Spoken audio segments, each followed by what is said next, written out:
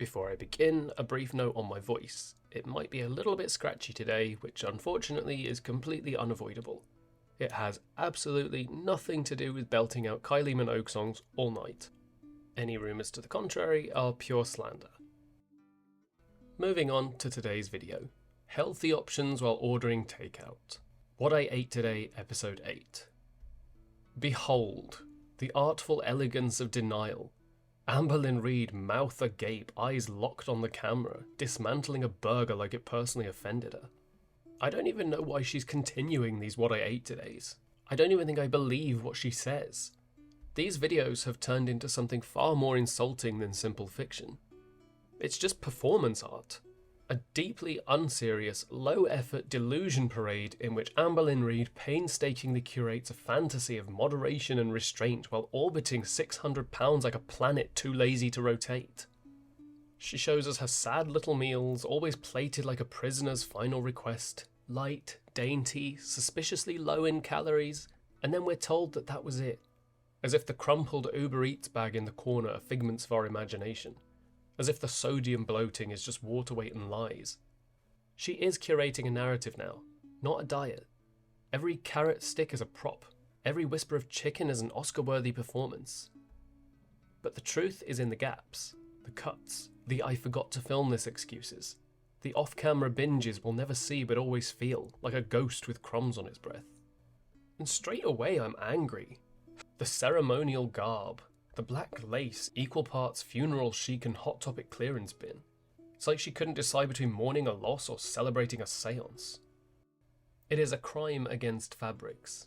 The sheer sleeves, the symbols, the straining neckline that screams, "Not like this!" and those signature Barbie pink hoops.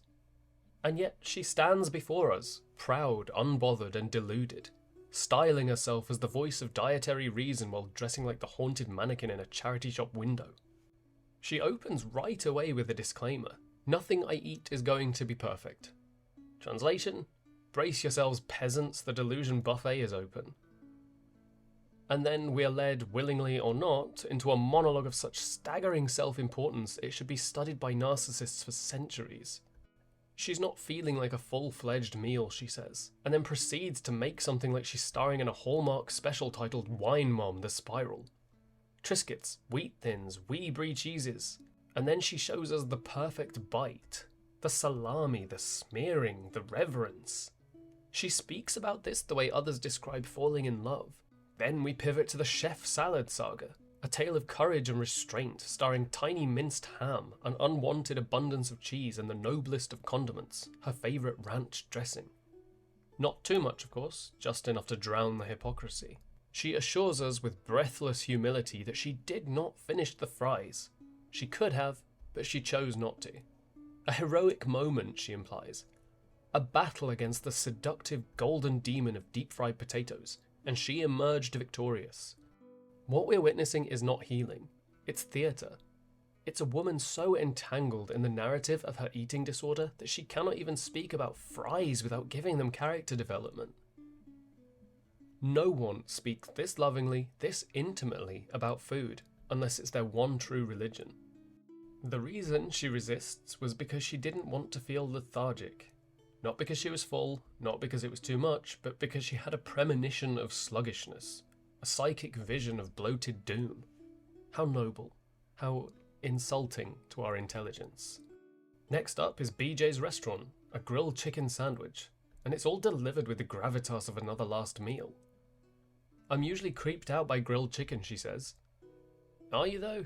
She dissects the sandwich like a frog in a biology lab. No tomato, no cheese, no bread. Only the vegetables and meat survive, stripped bare and worshipped through a cacophony of orgasmic sounds that make me genuinely consider exiling myself. It doesn't even need the bread, she claims. Darling, if the sandwich doesn't need the bread, then it's not a sandwich. It's just a sad salad with abandonment issues. And finally, the big twist, a king-sized almond joy was nearly consumed. But no, she chose a built puff bar instead, because it has collagen, protein, air, dreams, delusion. It's like eating a cloud, she says, eyes wide. A cloud? A protein-infused, coconut-flavoured cloud of self-deceit. She lists off the details like a nutritionist who failed to get their license 6 times. Her obsession with protein would be admirable if it weren't entirely fictional, and yet this is growth, she assures us. This is the new Amberlynn. No, this is the same Amberlynn, just with a decorative sprinkle of sugar-free fantasy and an on top. Once again, we have been taken hostage by her stomach and forced to bear witness to a parade of half-eaten, over-described, allegedly restrained meals that just grow more suspicious the longer we observe them. Recovery? No. This is revisionist history. She isn't healing. She's editing the narrative. One perfect bite at a time. And then we reach the final act, the reflection montage, also known as Food for Thought. The segment in which Amberlynn gently congratulates herself for not eating an entire order of fries, like she just pulled a child from a burning building. She felt proud today because she left a few fries behind at bingo. To her, this is the pinnacle of growth. To me, it's like applauding someone for not finishing the bottle after they've already blacked out. Then comes the performance of detachment. I didn't feel any emotions toward my food today. It's a fascinating statement, considering we were serenaded with mm-hms so intense they could have been mistaken for a phone sex line dedicated exclusively to Brussels sprouts. She worshipped that dismantled sandwich like it rose from the dead and forgave her sins. But sure, no emotions. And of course, because it's an Amberlynn Reid video, we get the classic victim monologue. She worries too much about what people think. She reminds herself that those people don't give a care about her. Correct, we don't. We care about truth, patterns, and accountability. She invokes a history of failed professionals, dietitians, nutritionists, psychologists, as if simply remembering that they existed is the same thing as applying what they taught. The things I learned weren't just for those times, she says. No, darling. They were there for every day you chose to ignore them, and especially for the days you were filming it. She ends, predictably, with, I feel good. My eating was good today. She says this while floating on a cloud of Built Bar collagen and delusion, eyes sparkling with self-satisfaction, completely unaware that every word she says contradicts her progress. So what have we learned today? That a sandwich becomes a diet food when you disassemble it. A meal can be healthy if you say so out loud. And that you can claim emotional neutrality while moaning into your salad like you want it to give you money. This isn't accountability. It's diet cosplay.